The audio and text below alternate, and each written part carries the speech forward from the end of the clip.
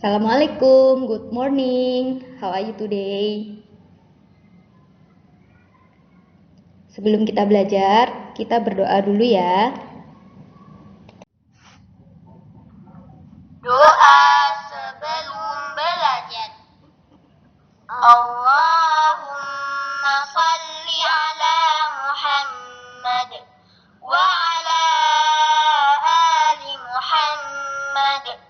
Raditu billahi rabba wa bil islami dina wa bi Muhammadin sallallahu alaihi wasallam nabiyya. Rabbi zidni ilma warzuqni fahma waj'alni minas salihin. Allahumma hdini li ahsanil akhlaq la yahdi li ahsaniha illa anta wasrif anni sayyi'aha la yasrifu sayyi'aha illa anta.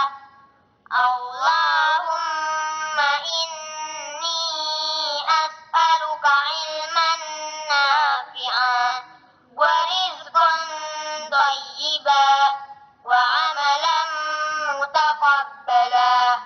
Amin ya rabbal alamin. Sebelum kita belajar, silahkan dibaca dulu bukunya, halaman 1 sampai dengan 6. Kita akan belajar tentang perkembangan makhluk hidup. Apa sih perkembangan makhluk hidup? Perkembangbiakan makhluk hidup yaitu kemampuan makhluk hidup untuk menghasilkan individu baru yang sifatnya sama atau menyerupai induknya. Jadi misalnya kayak ada yang beranak atau bertelur. Nah, itu salah satu perkembangbiakan makhluk hidup. Tujuan dari perkembangbiakan makhluk hidup yaitu menghasilkan keturunan sehingga dapat melestarikan jenisnya. Karena jika makhluk hidup tidak berkembang biak, maka nanti jenisnya akan punah, tidak akan ada lagi jenisnya.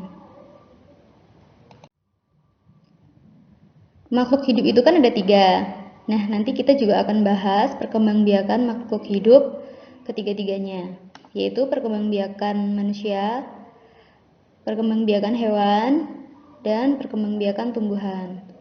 Yang pertama, kita akan belajar tentang perkembangbiakan manusia. Bagaimana sih manusia berkembang biak? Perkembangbiakan manusia terjadi secara perkawinan atau biasa disebut dengan perkembangbiakan generatif. Nah, di dalam perkembangbiakan generatif terjadi peleburan sel sperma dan sel telur. Sel sperma dihasilkan oleh testis pada laki-laki dan sel telur dihasilkan oleh ovarium oleh perempuan. Perkembangbiakan manusia dimulai dari pembuahan. Pembuahan yang tadi sama dengan peleburan sel sperma dan sel telur. Kemudian bertumbuh di dalam rahim, di dalam kandungan berupa janin dan bayi ya yang di dalam kandungan. Kemudian setelah lahir akan bertumbuh dan berkembang di luar rahim. Jadi perkembangan manusia itu ada 2 tahap, yaitu di dalam kandungan dan di luar rahim setelah lahir. Pertumbuhan dan perkembangan manusia dimulai dari bayi, kemudian balita, bertumbuh dan berkembang menjadi anak-anak, remaja, dewasa, dan tua. Pada saat tua adalah masa tahap akhir dari perkembangan manusia. Tahapan. Pada masa balita dibagi menjadi 2, yaitu pada saat bayi usia 0 sampai 12 bulan. Pada saat bayi pertumbuhan perkembangan manusia sangat cepat. Jadi bayi dari mulai tidak bisa apa-apa sudah bisa duduk dan sebagainya. Kemudian saat balita di usia 1-5 tahun, pertumbuhannya pun sangat cepat. Jadi manusia sudah mulai berjalan, sudah mulai bisa berlari, sudah tumbuh giginya dan sebagainya. Kemudian masa anak-anak pada usia 5-10 tahun. Ini juga perkembangan dan pertumbuhan yang cukup terlihat, karena pada usia ini kita lihat biasanya tumbuh tinggi, berat badannya juga bertambah, kemudian rambutnya pun juga bertambah. Lalu yang ketiga yaitu masa remaja. Pada masa remaja sudah mulai memasuki masa pubertas, sudah mulai menunjukkan perubahan di dalam dirinya ataupun ciri-ciri yang terlihat di luar. Yang keempat, masa dewasa dan tua. Masa dewasa dimulai dari usia 20-50 tahun dan masa tua di atas 50 tahun. Di masa tua ini adalah tahap akhir dari perkembangan manusia.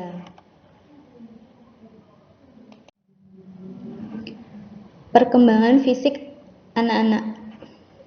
Nah, pada saat pubertas, laki-laki maupun perempuan akan mengalami perubahan yang ditandai dengan perubahan utama dan perubahan fisik. Perubahan utama itu terjadi di dalam tubuh manusia itu. Jadi kita tidak bisa melihat perbedaan atau pertumbuhannya. Kalau perubahan fisik, kita bisa melihat ciri-cirinya. Kalau untuk laki-laki biasanya kalau sudah masa pubertas ditandai dengan tumbuh jerawat, tumbuh jakun atau kumisnya dan lain sebagainya. Kalau untuk perempuan, perubahan yang terlihat biasanya juga timbulnya jerawat, kemudian sudah mengalami masa menstruasi.